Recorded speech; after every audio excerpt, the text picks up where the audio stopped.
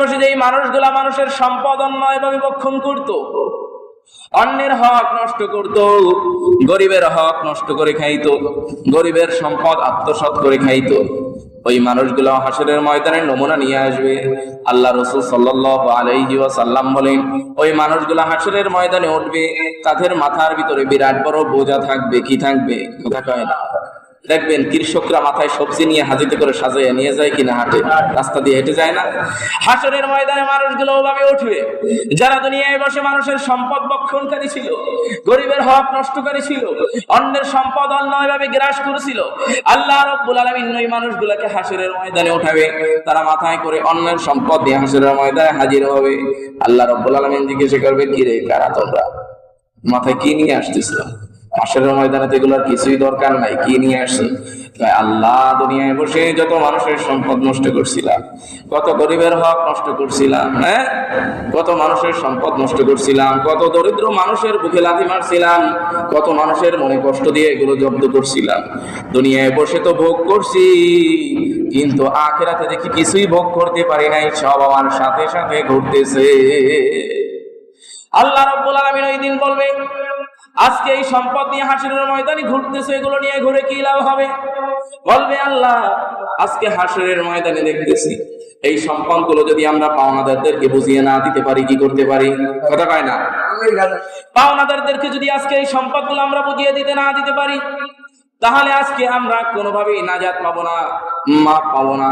কারণ আপনি রব্বুল আলামিন তো বলে দিয়েছেন, আপনার সাথে যদি কোনো নাফরমানি করি, কত গুনাহের কাজ করি, যত বড় গুনাহ হোক, যত বড় অন্যায় হোক, যত বড় পাপ হোক, আপনার সাথে যত বড় আমরা নাফরমানি করি না কেন, আপনার কাছে যদি ক্ষমা চাই, আপনি রব্বুল আলামিন আমাদেরকে মাফ করে দিবেন।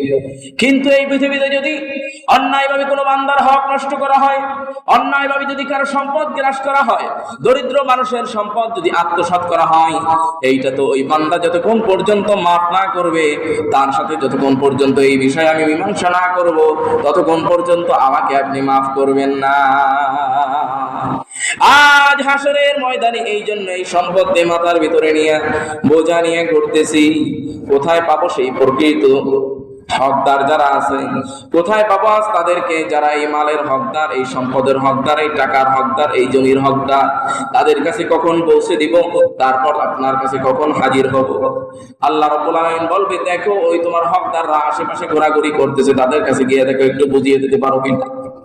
ওই সমস্ত দরিদ্র মানুষের কাছে যাবে, বলবে, ভাই, দুনিয়ায় বসে আমি বড় ক্ষমতাধর ব্যক্তি ছিলাম, কাগজপত্র ভালো বুঝতাম, ক্ষমতা আমার বেশি ছিল, বুদ্ধি আমার বেশি ছিল, শয়তানি আমি ভালো বুঝতাম, পাওয়ার আমি ভালো দেখাইতে পারতাম, তোমার উপরে জোর জুলুম দুনিয়ায় বসে ভালোই করতে পারছি, তোমার এই সম্পত্তিগুলো গোপনে গোপনে আমি লিখে নিয়েছি, তোমাকে ভয় দেখে নিয়েছি, সবগুলো আমি দুনিয়ায় বসে অন্যায়ভাবে ভক্ষণ করার জন্য গ্রাস করছিলাম। কিন্তু আজকে হাসরের ময়দানে দেখতেছি কোনো কিছুই তো আমি গ্রাস করতে পারি নাই, কোনো কিছুই হজম করতে পারি নাই। দুনিয়ায় যেভাবে ছিল আখিরাতেও তেমন ছিল। আজকে তোমার পাওনাগুলো আমি সাথে সাথে নিয়ে হাসরের ময়দানে ঘুরতেছি, তুমি একটু আমাকে এর থেকে আসান দিবা নাকি? তোমার পাওনাগুলা বুঝে নিবা নাকি? দরিদ্র ইমানদার বান্দা ডাক দিয়ে বলবে, দুনিয়ায় বসে সম্পদের বড় দরকার ছিল, টাকা পয়সার দরকার ছিল, জায়গা জমির দরকার ছিল, অর্থের দরকার ছিল, কত অনাহারে কত কষ্টে দিন কাটাইছি। তুমি দুনিয়ায় বসে তোমার ক্ষমতার বলে, শক্তির বলে, টাকার বলে, মেধার বলে, বুদ্ধির বলে আমার সবকিছু তুমি আত্মসাৎ করে রেখেছিলাম। দুনিয়ায় বসে আমি বড় কষ্টে জীবন কাটাইছি। তখনকার সময় আমার এই সম্পদ দরকার ছিল, কিন্তু তখনকার সময় এই সম্পদগুলো আমাকে তুমি বুঝিয়ে দাও নাই। আজ রোজ হাসরের ময়দানে এই জায়গারও দরকার নাই, অর্থেরও দরকার নাই, টাকা পয়সার দরকার নাই, কোনো হকের দরকার নাই, কোনো ওয়ারিসের দরকার নাই, কোনো কিছুর দরকার নাই। এই কোনো কিছু দিয়ে আজকে হাসরের ময়দানে আমার উপকারে আসবে না। আজ হাসরের ময়দানে এগুলো তুমি আমার সাথে নিয়ে ঘোরাঘুরি করিও না, এগুলোর বিনিময় আমি তোমার সাথে কোনো মীমাংসা করতে পারবো না। এইরকম করে ওই সমস্ত মানুষগুলো, কোন মানুষগুলো? যারা দুনিয়ায় বসে জীবদ্দশায় বহুত কুকর্ম করছে, বহু পাপ কাজ করছে, অনেক মানুষের হক নষ্ট করছে, চিন্তা করছে শেষ বয়সে গিয়ে ভালো হয়ে যাব, শেষ বয়সে অনেক ভালো কাজ করছে, অনেক হজ, যাকাত, দান, সদকা, মাদ্রাসা, মসজিদ, কোনো কিছু বাকি রাখে নাই। এখন হাসরের ময়দানে যখন পুলসিরাত পার হতে যাবে, কোথায় যাবে? পুলসিরাত যখন পার হতে যাবে, পুলসিরাতের গোড়ায় বসে যখন আটকে যাবে, তাকে পুলসিরাত পার হওয়ার কোনো সুযোগ নাই। বিরাটের মতো এরকম রাস্তা হয়ে গেছে, পাড়া দিলে ভিতরে পড়ে যাবে ভেঙে, পুলসিরাত পার হওয়া যাবে না। ওই দিন ফেরেশতাদেরকে বলবে, ভাই দুনিয়ায় বসে তো সওয়াবের কাজও কম করি নাই, এর বিনিময়ে কি আমাকে মাফ করা যায় না? তখন ফেরেশতারা বলবে, হ্যাঁ তোমাকে মাফ করা যায়। বলে কেমনে? কয় তোমার মাথায় যে সম্পদগুলো আছে, যে মাল সামানাগুলো আছে, এগুলোর প্রকৃত যিনি হকদার তাকে বুঝিয়ে দিয়ে আসে। কি করবে? কথা বল। এই সম্পদগুলোর প্রকৃত যিনি হকদার তাকে বুঝিয়ে দিয়ে আসো। ওই ব্যক্তি আবার ওই পাওনাদারদের কাছে গিয়ে ঘুরবে, দরিদ্র মানুষগুলোর কাছে গিয়ে করবে, বলে ভাই তুমি আমার সম্পত্তিগুলো বুঝে নাও, তোমার যে সম্পদগুলো আমি বক্ষণ করছিলাম তাড়াতাড়ি নাও, এর না নেওয়া পর্যন্ত আমি পুলসিরাত পার হতে পারতেছি না। দরিদ্র মানুষটা বলবে, আমি পুলসিরাত পার হতে পারবা কি পারবা না এটা তো আমি জানি না, কিন্তু এই সম্পত্তির আজকে হাসরের ময়দানে আমার দরকার নাই।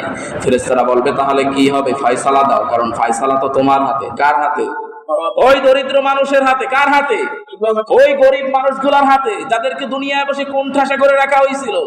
আখিরাতে পুলসিরাত পার হওয়ার জন্য চাবি কাঠি তো তার হাতে।